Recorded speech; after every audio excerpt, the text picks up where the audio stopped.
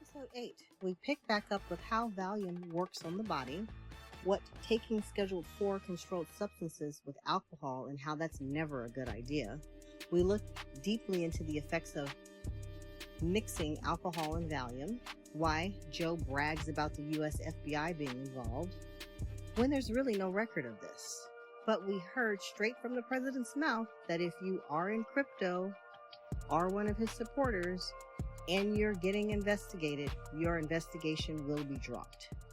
Was this dropped in haste for a friend who may have enriched our president and his or her family? Revisiting the 3 possible scenarios that could have allegedly happened. 1, did Ashlee kill herself? 2, did she overdose from taking Joe's Valium and therefore by default he's liable or responsible? Or 3, did something more insidious happen? Did he kill her?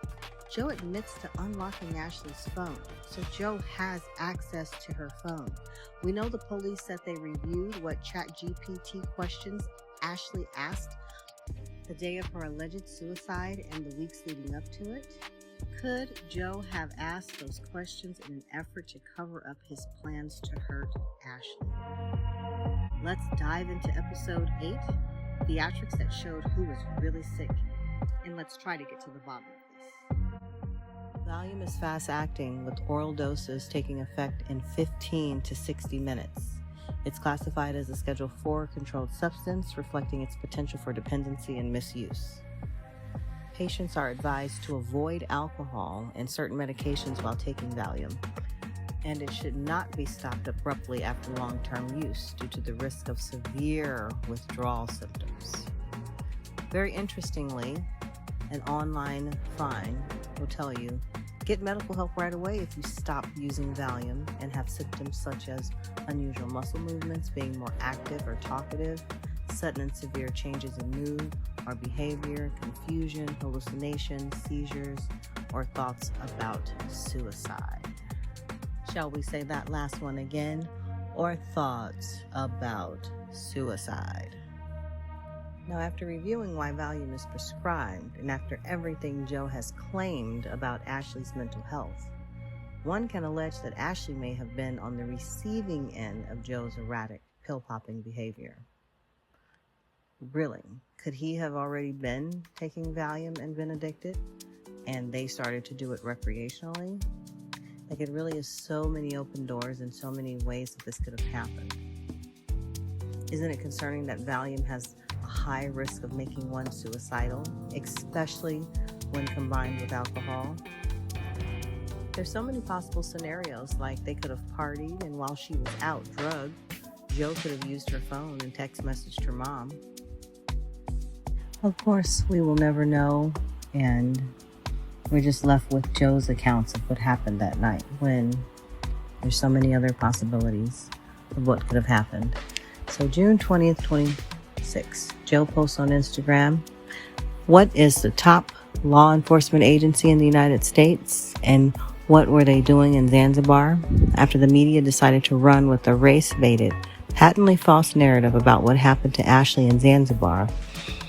The case had to be moved from the local authorities to the highest investigation authorities in Zanzibar, the Director of Criminal Investigation, or the DCI, and his team at the main police headquarters. From there, a myriad of other Tanzanian agencies had become involved because of the false narrative had become an internationally known story. The Zanzibar Commission, the Government Chief Chemist Laboratory, the Police Cyber Forensics Laboratory, the Director of Public Prosecutions, the Ministry of Foreign Affairs, and the Tanzanian Police Force. They are all involved to ensure everything was handled to the letter of the law, that no stone was left unturned, and that there was no doubt around what happened that tragic night on April 8th. But we don't have any proof other than what we've been shown, and what we've been shown does not hold water. And he goes on to say, but the highest form of law enforcement in the United States was also engaged, the Federal Bureau of Investigations, or FBI, because the media decided to paint me out as a villain and a murderer. The FBI got involved. In hindsight, this was a blessing because they came to the exact same conclusion as the Tanzanian authorities. Now, what's interesting is I haven't seen or heard an American FBI officer go on TV and say that they came to the same conclusions. Please point me in the direction of said video. So until I see that video, I'm going to assume that the investigation is still ongoing. Y'all know how America do. People will think they done got away with some stuff, and years, months, years, sometimes decades later, people be arrested. So trust and believe this is not going anywhere. He continues to say that it's standard practice for the FBI to get involved when an American is overseas and there's doubt around what could be considered a crime. But my question is, what is the level to the extent of said involvement? Because when I looked it up and looked up the roles of those agencies, it said that international representatives sent over by like the FBI, they only have the capacity to work within the confines of the country that they're in. So basically, if the country doesn't feel like progressing or processing something, then they won't do it. And it would have to come back here. He continues to say the U.S. embassies would have what are called legal attaches, or legats for short. Any mildly competent investigative journalist would know this, yet not a single one looked into it. Not true. We did look into it. We just know that they're for shit and can be bought, but you don't want to admit that. It's much easier to say people aren't investigating than to cast a shadow of a doubt on what you're saying, sir. But we shall move on. He says that I was informed by the FBI that the police came to the headquarters and combed through all the investigative materials. So they had combed through all the things that were provided to them on site. Is that what that is? Because if that's the case, the things provided on site is a lot of loopholes. And if you don't add everything together and fill in the holes, they may not be as evident. But I don't see how they missed her text messaging after being already taken to the hospital. That to me seems like it's a very, very big red flag. He goes on to say that they stayed at my hotel, the Park Hyatt Zanzibar. They spoke with the government's lead doctor who conducted the autopsy and interviewed staff at North Valley Hospital, the first hospital Ashlee was taken to. This was corroborated by the woman I was in contact with at the U.S. Embassy in Dar es Salaam.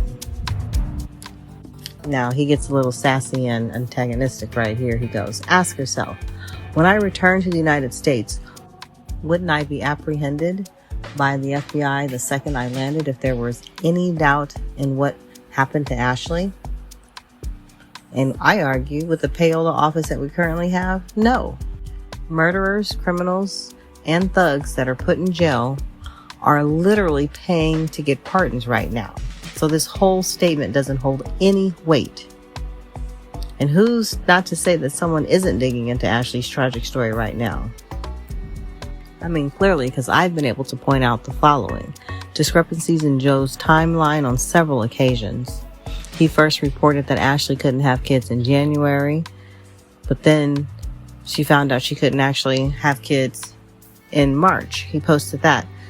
How do you mix up the times of her hearing when she was not going to be able to have kids in March with the time that you was in the doctor having a whole reverse vasectomy? That's huge, like especially for a guy. And I can't see you forgetting what you were doing and being so self-sacrificing that all you can think about is the potential of her. And the key word is potential, because it wasn't a solidified thing. We don't have documentation that says she could not carry children. It was possibly. We never found out. Again, I already questioned if those were his swimmers that were dropped off to the doctor. And then where's the medical records documenting the vasectomy procedure? Where's the before proof that he even had the surgery and the after procedure proof? Were both procedures done at the same location? Why doesn't he have travel insurance?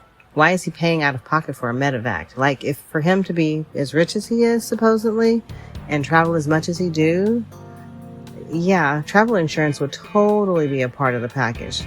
Him paying out of pocket that money to have her medevaced an hour and a half to a location seems completely strange. And for all the mental illnesses that Ashlee allegedly had, Joe was the one who was prescribed Valium, had chronic stage 1 or 2 hypertension, and also had acute PTSD and gastroenteritis. So he has documentation of his health issues and mental issues and prescribed medicines.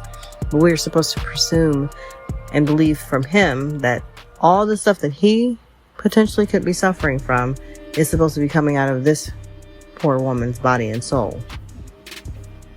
Is it me, or does it sound like a lot of freaking gaslighting, manipulation, and narcissistic behavior? I mean, seriously.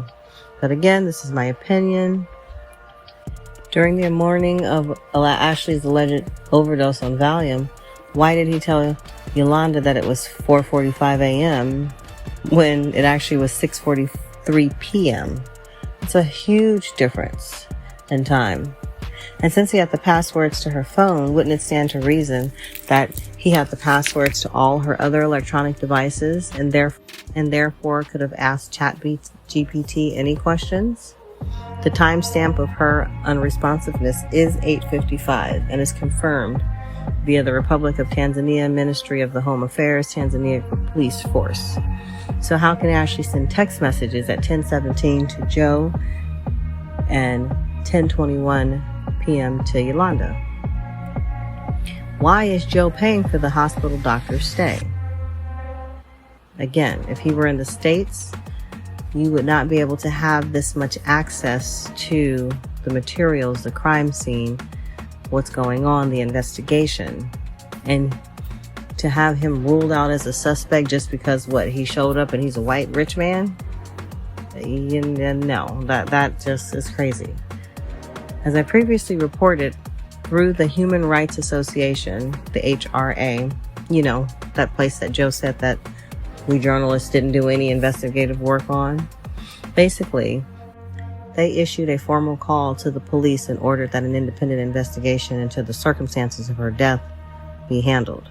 Their position is where the cause of death of a foreign national is in dispute by her own family, the host government's obligation is to investigate transparency, and that is not discretionary. So the HRA's ability to assist foreign nationalists is constrained by the restrictive national laws, transnational repression, judicial limits, and the state security measures. So it's spelled out right here in where he was saying to go look, like I had said in my previous episodes, where I wasn't doing any investigative journalism, but okay. Basically, these factors can make it very difficult to provide legal protection, to advocate, or provide humanitarian support, especially in countries hostile to human rights defenders. So international human rights laws set some standards for equality and non-discrimination, but enforcement depends on the willingness of the states to uphold them. And I must remind you, we are in a Muslim country where women do not have rights, where suicide is a crime, and where you have a young woman who is respectfully not even dressing as though she is being respectful of the country and the customs. And that, I don't think, was intentional. I think that is just a sign of being young, not Googling and knowing, you should check out what's allowed and what's not allowed in a country before you travel. So she stuck out like a really sore thumb.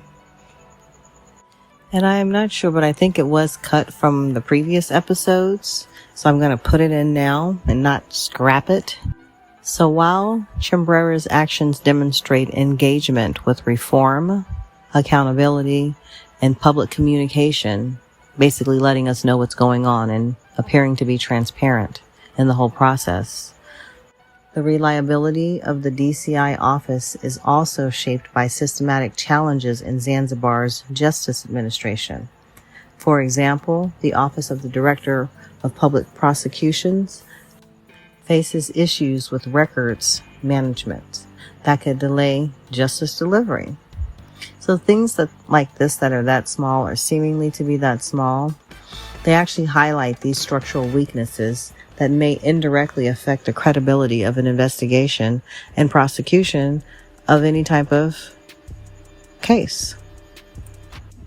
I mean, with even a simple online search of, is there a history of bribery in Zanzibar police? There is documentation of tons of corruption and bribery involving their police, both in recent years and in the broader Tanzanian context. So Zanzibar is a Muslim country where tourists can be fined for dressing too revealingly. It's also a dry country too, where you can only consume alcohol at hotels and resorts. You can't even buy it in stores. There, it's always recommended that you keep your valuables on you. It's not even safe to use the hotel safe. For example, they recommend tourists to stay off the beach at night, as reportedly people are attacked and robbed. You're not to travel alone at night and always walk in groups. And don't do or go during the rainy seasons when it's really hard to move around and have access to the roads and things like that, which of course is during April and May. And when were they there? At the first week of April. There's an old saying that Mother Nature doesn't like and doesn't do coincidences. So there's too many coincidences and too many things that are lining up in the background for them to not affect things in the forefront. But let's continue. Next question is, where are the cell phones pinging when Ashlee is texting from 10 p.m. to 10:21 to Yolanda and to Joe? As this is after the time they find her unresponsive, the hotel staff that is. So bragging that the U.S. FBI got involved means absolutely nothing. We know for a fact they won't prosecute our sitting president and the administration that supports him for the egregious Epstein files, in addition to the fact that the sitting president thinks so little of African American women that he would even call one a bitch on live national TV, that this statement about them being involved means absolutely nothing. We need investigations independent of all of those within the same political party, such as all of these people, because you can look online. Joe is a staunch Republican and a proud one. We cannot find information about his family, where they died, what they did, and yet he has a lot to say about Ashlee's upbringing and family. It sounds like that call is for a rough upbringing is coming from inside of his house, not hers. He went from being a DJ to a chef, then to a self-taught crypto trader. Sounds like a lot of jobs that don't scream wealth. Did he luck up in the crypto world, living off of white privilege and luck? But then that ran out last July when his company tanked. He said he almost died of a broken heart. However, he reported that he had stage 2 or 3 hypertension, acute PTSD, and the gastroenteritis, with the acute PTSD being the only thing new. High blood pressure is a chronic disease, and the stomach issues is caused by the viral or bacterial infection that he never complained of. So one would have to think it's the chemicals, the Valium that he was putting into his stomach. Basically, he has a panic attack before his last interrogation, and while being rushed to the hospital, and instead of dying, his blood pressure returns to normal and he's okay. Does this not sound like he was able to get to his bag? Because he did say he was able to go through his bag, get his medicine, take it, and on that long car ride to the hospital was long enough for his meds to take into effect, calm him down, and have this revelation. Or did he go back to being interrogated? I mean, like, what happens next? We don't know. Joe's attorney, Edward Andrew Halzik, tells TMZ authorities in Tanzania returned Joe's American passport to him after he only remained in Tanzania for a month while cooperating with authorities. He was supposedly arrested. And yes, if you're arrested, you have to cooperate because you have no choice. And Edward goes on to clarify that it wasn't a newly issued passport from the State Department, but it was the actual passport that he had voluntarily handed over. So just like Joe's attorney uses his words very selectively. They say that it was voluntarily handed over. However, Tanzanian police say they seized it. So seizing it and voluntarily handing something over are two different actions with two different meanings behind them. Why is it difficult for Joe to tell the truth? So that leads me to question, was it suicide? Two lovers partying and one accidentally ODs and a cover-up ensues? Or just flat-out murder? I guess those authorities who hastily finished their investigation may want to or are already revisiting a few things that we've discussed today. You know, especially since we journalists don't do much research. I think it's interesting because all you have to do is read, have comprehension, and the ability to process. You will see that it is not as neat of a bow tie as he would think. I almost want to say it's a white person's DEI version of a bow tie, where he does this half-assed job of trying to put together this case, and it's so bad. It's just, but moving on, we're going to go back. If it was a suicide, why wasn't the use of alcohol and Valium considered a contributing factor? I mean, medical examiners should have known that alcohol and Valium, when combined, greatly exacerbates the effects of one another. That, I'm not even a doctor, and I understand that. Them being doctors, that should have been off top. Did he even to tell them that she had tried to take the Valium? Or is it a convenient story that was sold to them literally and was bought and paid for?